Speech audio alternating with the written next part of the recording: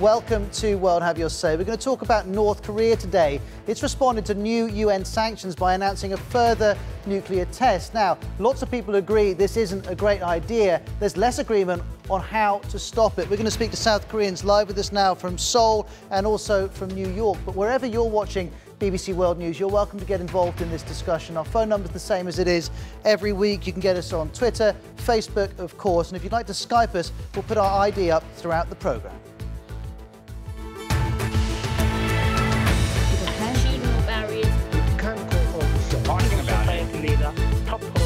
My experience. People are going to want to know. Let's just say something. Well, if you are online as you watch, and lots of you are welcome to tweet and Facebook us. All of your messages come straight to me here, and I'll work them into our discussions. Now, I'll intro you to our guests in a moment. But first of all, this is a little of what North Korean state television has had to say about the prospect of South Korea getting involved in sanctions. If the puppet group of traitors take a direct part in the UN sanctions, North Korea will take strong physical countermeasures against it. Sanctions mean a war, and a war of declaration against us. We have already declared that we would react to provocation with immediate retaliatory blows and a war of aggression with a great war of justice for national reunification. The group would be well advised to stop acting rashly, bearing in mind this warning served by us. So as far as the North Koreans are concerned, those sanctions are a declaration of war. I wonder if you agree with their analysis. You're very welcome to let us know. Let's start the programme, though, with three South Koreans. We have Jun Chang, news anchor at KBS World, live from Seoul. Tae Parks, a South Korean journalist, social media specialist, live from Seoul, too. And live in New York is Tammy Kim, a Korean-American writer. All three of you, you're very welcome. Perhaps, June, I could start with you. How have your viewers reacted to the announcement of this nuclear test? Actually, from KBS's standpoint, we have been covering this issue quite significantly, but quite honestly, it's been a bit toned down from what I have experienced in the past when North Korea shelled Yeonpyeong Island back in 2010. The reaction between U.S. media and South Korean media is quite different. So South Korean media, we are on top of this story, but it is a lot more downplayed. And Tane, do you think that's because people don't see this threat as being real? I think so. Actually, when I look through the social media in South Korea, indifference, familiarity, and condemnation, these are three main reactions in South Korea social media about North Korea's recent remarkable nuclear missile test. I think because this is how people react on familiar news. You know, nowadays many Korean people are insensitive on this kind of threat from North Korea. We are too busy, maybe we are too busy to enjoy our daily lives. Mm-hmm. Also, in addition, I think South Koreans are more interested in North Korea's action rather than their words. We don't believe what they're saying, or we believe what they're doing.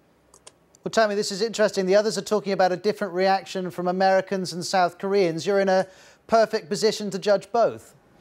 Well, it's quite interesting. Yesterday in the U.S. media, there was a lot more inflammatory rhetoric, but today it seemed, as the other guests were saying, quite toned down in the States as well. So I wonder if there is, to some extent, a kind of acclimatization to the language employed by the North.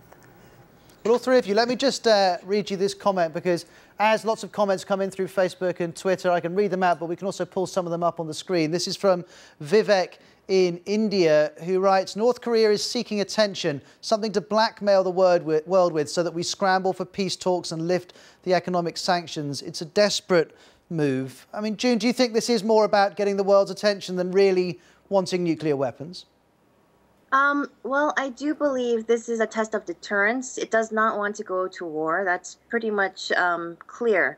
A lot of the experts here are believing that North Korea will go ahead with the third test before Park Geun-hye goes into office. She's going to be our first female president. She'll be taking office on February 25th.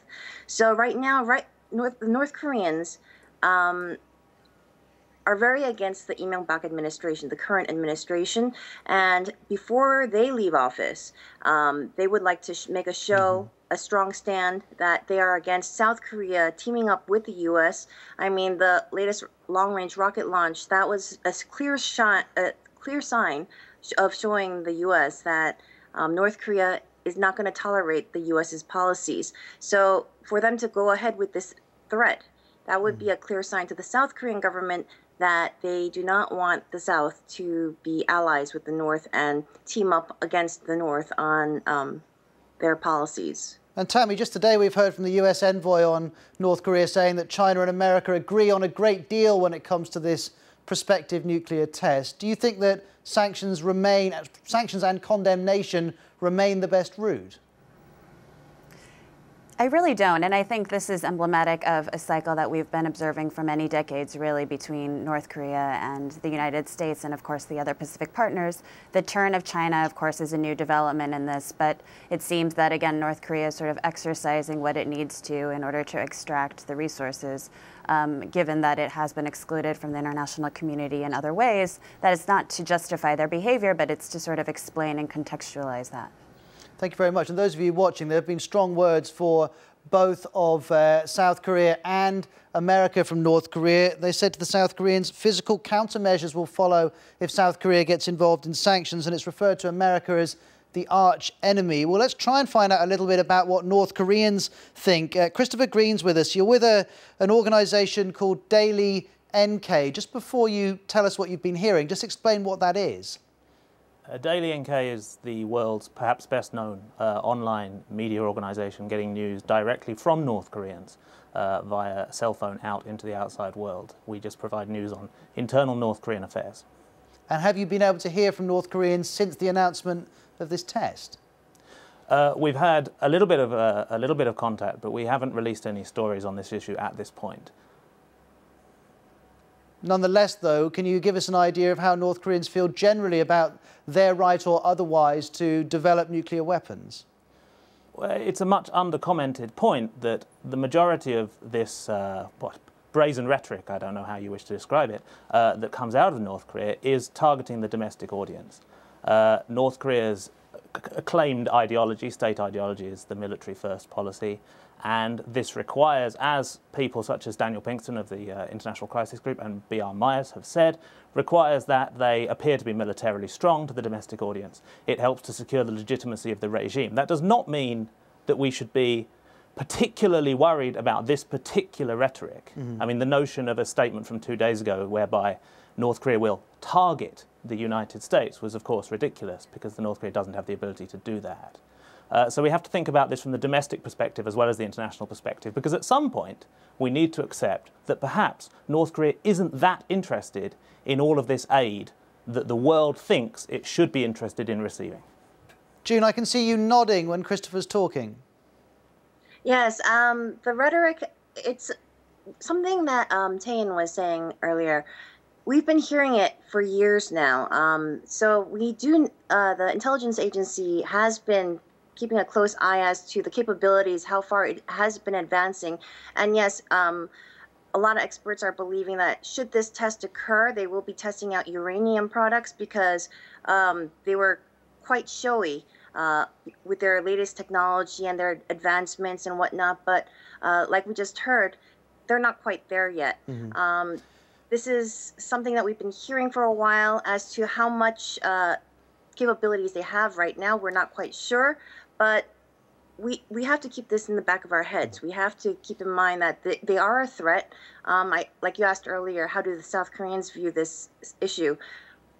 They're sort of numb at the moment. They have to realize this is a serious threat, but it's something that South Koreans aren't really putting on the front burner. Well, it's more on the back burner. And I'm interested to ask our viewers whether you see North Korea as a serious threat. You're welcome to tweet us using WHYS as a hashtag. We're on facebook.com/World Have Your Say. By the way, we're talking about previous tests. There was one in 2006, one in 2009. Both of those used plutonium. The speculation now is whether this third test coming up later this year we're expecting from the North Koreans may use uranium or not. We don't know. The other issue which June alluded to is whether the North Koreans can develop a device, a nuclear device small enough to attach to a missile. We don't yet know if they're able to do that. Let's pull up this from TJ in Nigeria. He's posting on Facebook and says, it's high time we change our approach to North Korea. Sanctions and continued isolation cannot change North Korean leaders. I mean, I wonder, Tammy, whether it should be an aspiration of all of the major powers, China, America, and so on, to see Kim Jong-un out of a job? I'm sure everyone would be very interested in that, but I'm not sure that's a feasible solution at this point. I guess in rejecting sanctions or suggesting that there may be alternatives, I'm very interested in cultural interventions. We just had the Google envoy with former Governor Richardson to North Korea, and there have been these sort of exchanges that for many Korean Americans do portend openings and possibilities outside of the usual political context. But Christopher, those cultural exchanges, like when American orchestras have gone to North Korea, do they actually have any impact on the vast majority of North Koreans? No, they don't have an impact on the vast majority of North Koreans, but that doesn't mean that we shouldn't do them. And it's not to say that they don't have an impact on some people who matter. Just because the broad mass of North Koreans are not able to see these concerts and are not able to attend these cultural events, the North Koreans who in the future may be making very important political decisions are probably the ones who are going to these events. And of course that may be more important. Mm-hmm. And June, you're in Seoul. Mm-hmm. Do you think that cultural exchanges would be more effective than sanctions, or perhaps we should do both? I think it has to have a hard approach as well as a soft approach. But what I thought was sort of interesting was the day that Park Geun-hye's transition team called on the North not to make any provocative actions. At the same time, Lee Myung-bak's administration, the vice unification minister, met up with a bunch of Buddhists and told them on the 23rd that South Korea is going to have an opportunity to unite with the North soon. Mm-hmm. He was talking about how the dictatorship is probably going to crumble soon. So depending on how they're approaching this soft approach, it has to be handled very carefully and with a little bit more tact. Tammy? I don't disagree. I mean, I think I would say that, from the diasporic perspective, perhaps it's a bit easier to romanticize reunification and the soft gestures, given that we don't have the geographic proximity that South Koreans do. On the other hand, we shouldn't underestimate the diasporic engagement in humanitarian aid and other kinds of things that have led to both hard and soft openings. But those of you who are talking about using tax, I mean, Christopher, let's bring you back in here from Cambridge. How tactful can you be with a country which is breaking UN resolutions on what it can and can't do with nuclear weapons, which has a long standing record of human rights abuses? Just today we're seeing Google Earth pictures which appear to show prison camps. This isn't a very easy leadership to deal with, is it? No, it's not a very easy leadership to deal with. And I think that's why the argument at this point is surely that we should try all the approaches simultaneously. It is true, for example, that giving humanitarian assistance to North Korea can be beneficial, but then it has downsides in terms of the regime misappropriating those resources. Every single approach has positive and negative sides. And it's absolutely not the way forward to simply unilaterally get rid of all sanctions. Because that simply isn't going to help, and it's going to send many very troubling messages to the leadership in Pyongyang. Christopher, you're live from Cambridge, June's live in Seoul, Tammy's live in New York. We'll also go back to Tain, who was live from Seoul as well. We're just going to take a quick break. If you'd like to take part, though, we're live. You can call us on Skype. BBC_WHYS is our user ID. No, I talking about it. Let me say something. Hi, I'm Ros Atkins. I want to show you our new video uploader. It's now much easier for you to give us things that you've seen or questions or comments that you have about the day's news. In fact, some of you are using it already. Hi, this is Hans, in the woods near Cleveland, Ohio. Hi, I'm Ray in Beijing. Hi, I am Abdelila in Morocco. All you have to do is go to worldhaveyoursay.com. I recorded this on my phone, and once I'd done that, I came to this page at worldhaveyoursay.com, clicked on upload, selected the file, and that was that. Or you can use a webcam through any computer. Just go to the same page. When you're there, click record, say what you've got to say, then press stop, scroll down, click submit, and we'll do the rest. So that's the new BBC video uploader. You can get it at worldhaveyoursay.com. I'm interested to see what you send it. People are going to want to know. Let's just say something.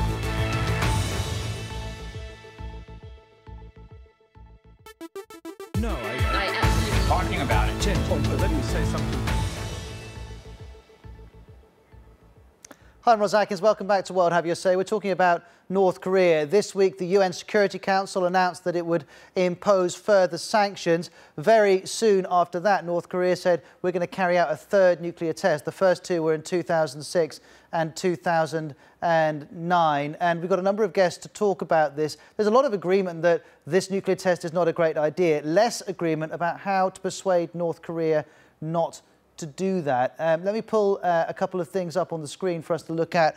Don in Massachusetts on the New York Times says, it's time we stop worrying about Iran's threat to Israel and start worrying about our own. We should tell North Korea that the missiles on our submarines are now targeting them. So Don is suggesting America looks at North Korea as a genuine security threat. Let's bring in our two guests who are still with us live from Seoul, June and Tain. And we're also joined by Chung Zen from BBC Monitoring. And Chung, I'll come to you in just a moment. But Tain, I'm interested, is this the #1 issue on South Korean social media, or are people just used to the North causing threats or causing trouble and they just tune out?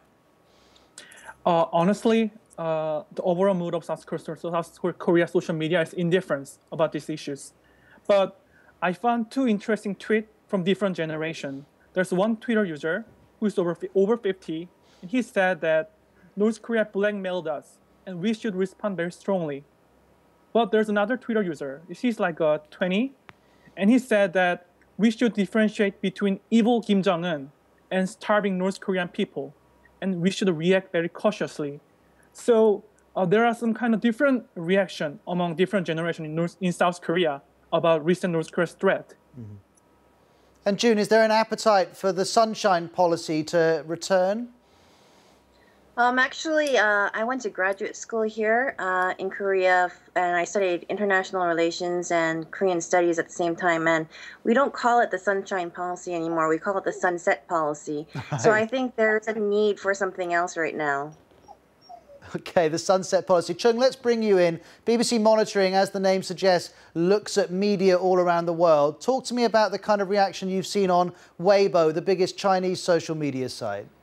On Weibo, most of the comments are against North Korea's plan to carry out another nuclear test. Many internet users have called North Korea a rogue state that has gone crazy. And a typical tweet said that North Korea is the most destabilizing factor in the world. Another internet user said that this should be stopped. They are developing a nuclear device even when their people don't have enough food to eat. Mm-hmm. Many people are worried that a nuclear test in North Korea would have a very negative impact on the environment in northeast China, which borders on North Korea. Mm-hmm. Weibo user Haidongting007 wrote, North Korea is a very small country which shares borders with China's Liaoning and Jilin provinces. Nuclear tests conducted there will harm us, not America. But let's be clear here, Chung. The position of the Chinese is a little different from before. The Chinese have backed these most recent sanctions and appear much more closely aligned with America than they have in the past. June, as a South Korean, do you feel that China is serving your purposes?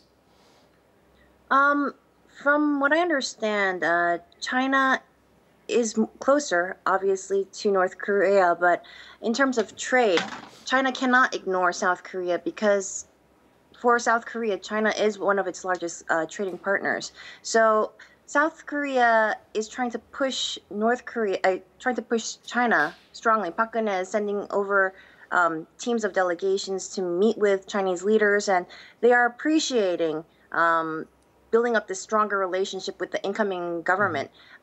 So hopefully there will be better changes, stronger changes, and a stronger relationship built so that South Korea and China can make more progress in terms of denuclearizing the peninsula. June, thank you very much indeed. Well, Chung was mentioning Weibo, the big Chinese social media site. Let's just pull up this message from Jing Peng, a lawyer in Beijing who was using Weibo to say China should resolutely oppose North Korea's nuclear test plan because it will provide a pretext for Japan to conduct nuclear tests and revive its constitution. That's the pacifist constitution that Japan has. And this is interesting, Tain, because lots of people are suggesting that China's reaction is as much to do with Japan as it is to do with North or South Korea.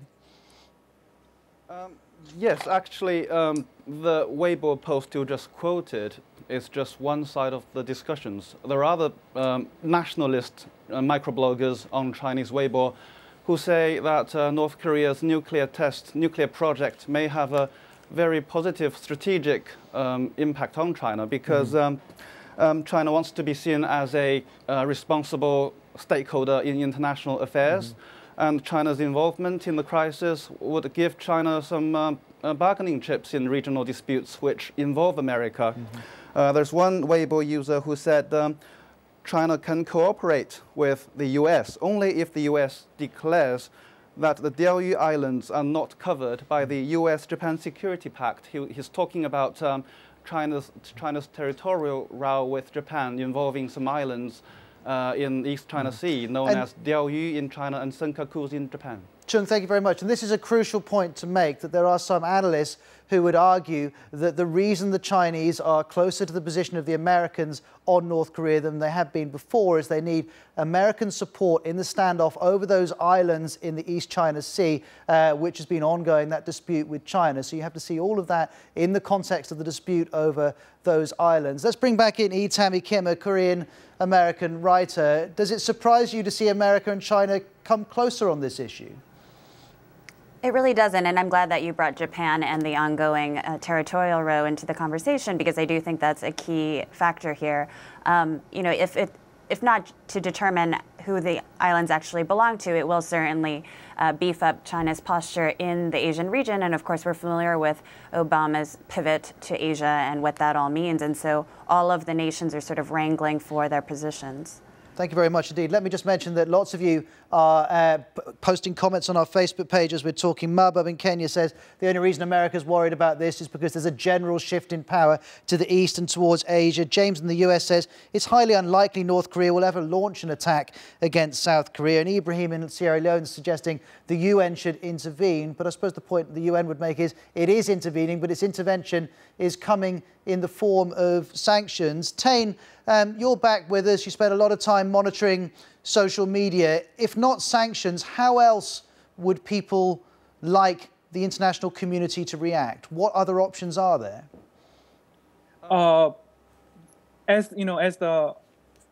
Actually, she said that there's no sunshine policy anymore. We call sunset policy. So there's a agreement among South Korean social media users that unconditional support to North Korea isn't working. Actually, they don't like it. So whether we or US or another country, we don't like, South Korean social media users do not like, helping North Korea without any conditions. So actually, I think a lot of people in this country agree how US or China approached North Korea, that North Korea should give up nuclear weapons, then they can help North Korea. But for me, which is really interesting part of South Korean social media is that until now, no politicians among South Korean governing party haven't write any tweet yet about these issues, including Park Geun-hye, president-elect, who will take over power next February.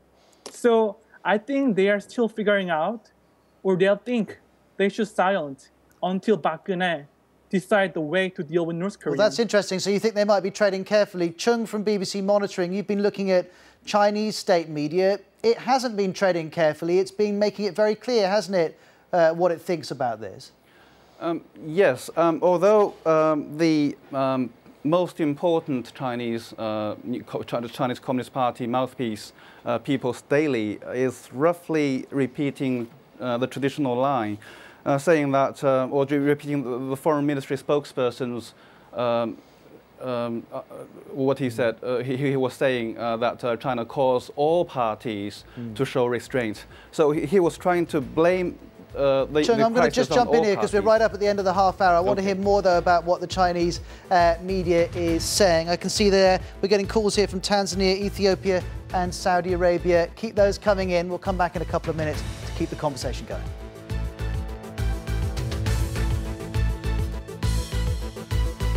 Let me say something.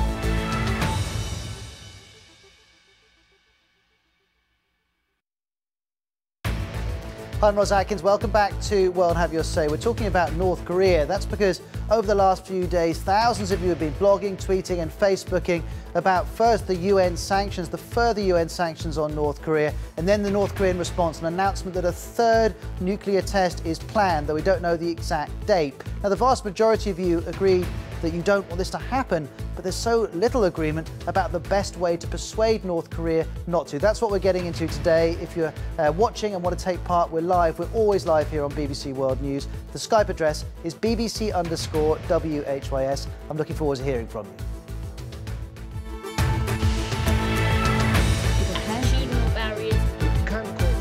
Talking about it. My experience. People are going to want to know. Let me say something. I can see comments here coming in from Pakistan, Libya and Kenya. Thank you to those of you who have sent those in. Let's, though, pull up Chi in Malawi, who's posted on Facebook. We can put it up here on the screen for all of us to see. It's time the international community started playing games of inclusion, not seclusion. The Koreans are only seeking attention and the world should respond humanely. Well, Christopher Green's still with us. He's from Daily NK, live in Cambridge. E. Tammy Kim, a Korean-American writer, still with us live from New York. The two of you, let me introduce you to Adam Clark Estes from the Atlantic Wire magazine and newspaper and website in New York. Adam, thank you for your time. Let's talk about America. Are you satisfied the reaction is the right one? I think it's the best we can do for now, but in the longer term, what other people are saying about opening up the dialogue more, giving North Korea a little more recognition, which is what they want, I don't think it's a bad idea. For instance, a lot of people made fun of Eric Schmidt and Google's so-called delegation to North Korea, and that was a private thing and had nothing to do with the government, but I don't think it's necessary to start opening up the dialogue and talking to them more. Adam, we'll just sort out the sound levels. We heard most of you, but not all of you. But Tammy, do you think that more dialogue is appropriate? I do, and I think what's curious about the U.S. strategy and the emphasis on sanctions is there's a presumption that North Korea needs to rise to a level at which they can then enter the international community. There needs to be a normalization of that state before diplomatic relations can somehow be normalized, but it's a bit of a chicken and egg problem. There needs to be sort of consideration and taking seriously of that state in order for normalization to occur. But hold on a minute. There have been any amount of talks over the last few years where America, China and others have offered North Korea a great amount of economic assistance and aid in return for not developing nuclear weapons. North Korea even agreed to it for a while and then early in 2012 went back on that. Now, that's a hard country to deal with.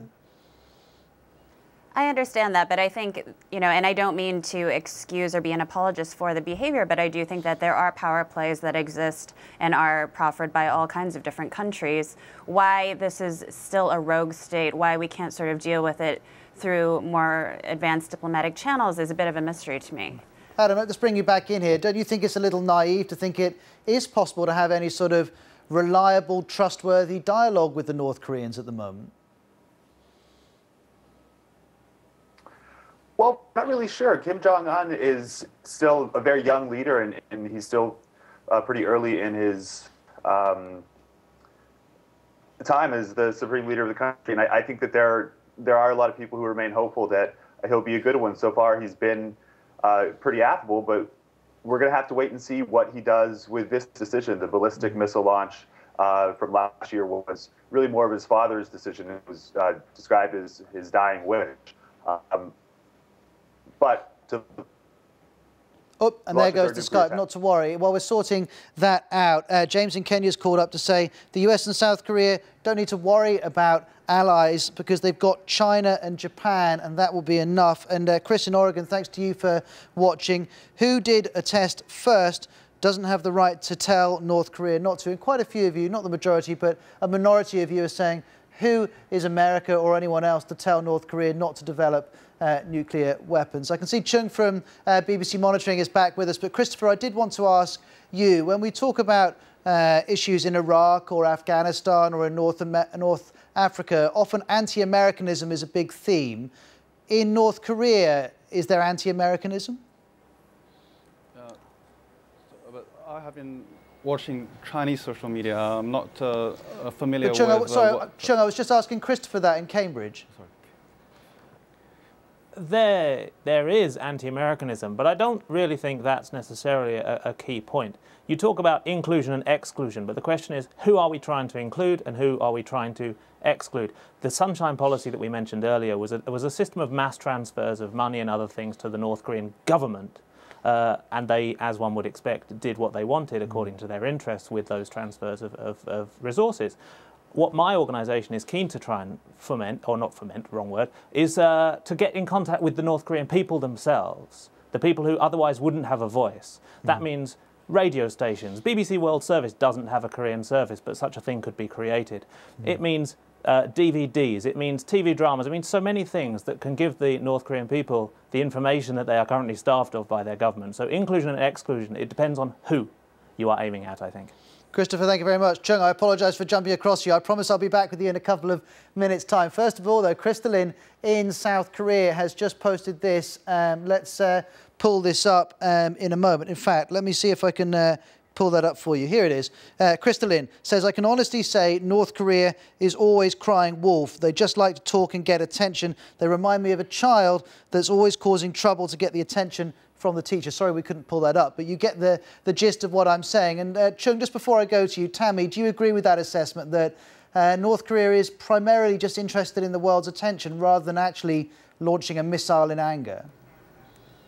Well, I think it's a bit more than attention, but you know, she is pointing to, again, the cycle that we discussed earlier of, you know, sort of acting up and then sort of getting something from that, and you know, it's been something that's repeated itself. I do agree that, you know, cultural exchange is something that can supplement that as a strategy. You know, I think with respect to the nuclear program, what's interesting about that is America doesn't really have a credible argument insofar as it thinks that it and other actors who do play by the rules that it's designated can have nuclear weapons where other countries can't. So, you know, outside of a program of true denuclearization for all people, it's not going to be an argument that's going to hold up in North Korea or Iran or other such states. Thank you very much, Tammy. Now, Chung, I promise I am going to speak to you now. You're from BBC Monitoring, and earlier we were talking about the Chinese state media. You were saying the message is quite similar to before, but it does seem that the Chinese are being stronger in their condemnation than perhaps they've been in the past. Yes, there's one newspaper called the Global Times, which is a tabloid, but it's an official tabloid. It's run by the People's Daily, which is the Communist Party's main mouthpiece. And in today's editorial, the Global Times said that it seems that North Korea does not appreciate China's efforts. And if North Korea engages in further nuclear tests, China will not hesitate to reduce its assistance to North Korea. That's quite harsh. That's unusually harsh for Chinese state media. But other state media outlets seem to be repeating the usual official line. China Daily, China's official English language newspaper, said that North Korea's pursuit of nuclear deterrence is a result of its deep security concerns, and who's to blame for that is US and South Korea. So basically, the Chinese official media, the official stance seems to be all the concerned parties, not just North Korea, is to blame for the whole crisis, apart from China, which is a responsible stakeholder, responsible power. Chung, you're talking about the Global Times, and thank you very much indeed for that. Hu Ji-chin is the editor-in-chief of that newspaper, and this is a post on Weibo that we picked up by Hu Ji-chin. I understand North Korea's sense of insecurity, but I still think this is a very stupid decision. Nuclear weapons cannot protect the long-term security of the North Korean regime, it reads. That's one of the comments on Weibo. Also, things that you're sending in as we're talking here. Demo in the Netherlands says the US government loves this game. They just want to sell billions worth of defensive equipment to South Korea. Sid in India says North Korea is just like a wild animal. Unless teased, it won't attack. It's an interesting analysis, but I also wonder, Sid, how many other countries you would describe as a wild animal. I noticed that people use language about North Korea that perhaps they wouldn't do with other countries. And Tammy, do you think that's true, that there's a lack of respect, a lack of a sense that we're dealing with equals when people talk about North Korea sometimes? I do agree. I think the rhetoric that George Bush employed was extremely unhelpful to diplomatic relations, as many people have noted, calling Kim Jong-un a petulant troll and this kind of language. And what that does really is, as we've been discussing with exclusion, really takes them out of the discourse of civilized people, out of the discourse of states that has been established since the United Nations. And so, I think we do need to think about why is that occurring? What is the historical context in which we can read these political strategies? Thank you very much indeed, Tammy. Christopher, just before I let you go, I'm curious, you spend your time at Daily NK gathering information from North Korea. Is that job getting easier? It fluctuates. At times of high security threat, the North Korean government will step up the level of jamming of signals of cell phones. They will crack down on the people living in border regions more heavily, etc., and so on. So it waxes and wanes, unfortunately, with the security environment and with other domestic concerns inside North Korea.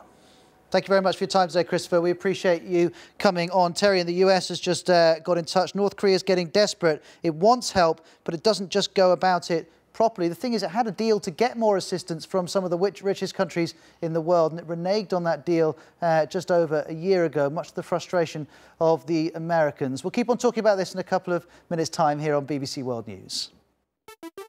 No, I talking about it. Let me say something.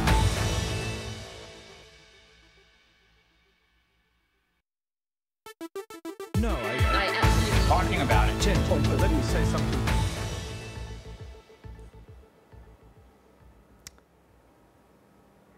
Hi, I'm Ross Atkins. Welcome back to World Have Your Say. We're talking about North Korea, its nuclear ambitions and how the world should respond to them. Hasib in Pakistan has just called up. Thanks for watching, Hasib. He says, North Korea has the right, like every nation, to have nuclear arms. America should change its diplomatic approach. And of course, Pakistan and India both have nuclear weapons. Let's go back to our three South Korean guests. We have Tammy Kim, a Korean-American writer in New York, live from Seoul, Tain Park and June Chang, both journalists. And all three of you, I would like to ask, and feel free to pick up off each other, what are your hopes, your long-term hopes for the peninsula? Maybe, Tain, you could lead us off.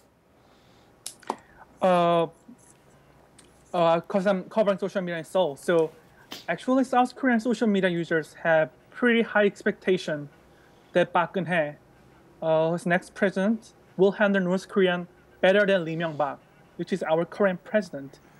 Go Jong-seok, one Korean prominent columnist, said that I bet Park Geun-hye will do much better job than Lee Myung-bak dealing with North Korea. And some Twitter user actually shared the photo taken in 2002 when Park Geun-hye met Kim Jong-il. So I think overall, for me and other social media users, just have pretty high expectation that our country's relationship between two countries will getting better. And there's a lot of families they haven't seen each other for like 50 years. So there's a lot of high expectation that Park Geun-hye will make our relationship better than before or present. June, what about you? I agree with Tain on a lot of fronts. Park Geun-hye has a big task ahead of her right now.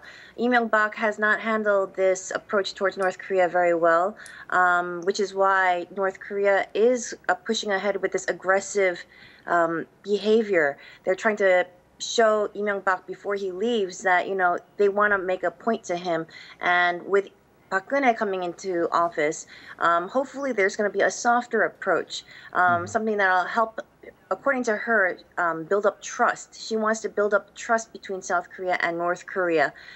So should this happen and they are able to find some kind of bridge to work things on, hopefully things will go smoother than it has in the past term with Lee Myung-bak. And you, Tammy? Well, I'm very pleased to hear my colleagues in South Korea speak about what seems to be an underlying hope for reunification. I think that's something that is deep in the hearts of many Korean immigrants. I'm part of a demographic that is the children of Korean war immigrants, and I think all of us are hopeful about eventual reunification. What that path will look like, of course, is very unclear. But there was some hope, wasn't there? And I'd put this to all three of you, that when Kim Jong-un came in and took over from his father, there might be a shift in the relationship. But Tain, that doesn't really seem to have happened. Yeah, I think so. I mean, Kim Jong-un is just 29 years old, and he doesn't know much about the relationship, how to deal with the world. So I think it takes time, that Kim Jong-un will knowing more about the relationship with other countries. But there's one thing that I want to talk about is, I think calling North Korea as a hungry wolf or childish, I think that is like a childish calling. Because when I interview with North Korean defectors who working in North Korean army for 10 years. And what he was saying is that in South Korea, smart people, want to be a doctor, lawyer. But in North Korea, the smartest people go to foreign minister and dealing with these kind of all the issues. Mm-hmm. So I think the recent movement or North Korea's, their strategy, dealing with US, dealing with China, or dealing with US, and dealing with us, is pretty smart. They made a lot of noises, and they're trying to get what they want. So I think, calling North Korea childish is like I think that's kind of childish calling, I guess. And June, was there a disappointment, though, when this test was announced, that you thought perhaps Kim Jong-un would be different from his father and actually he's the same, so you're stuck in the same situation you've been in for years?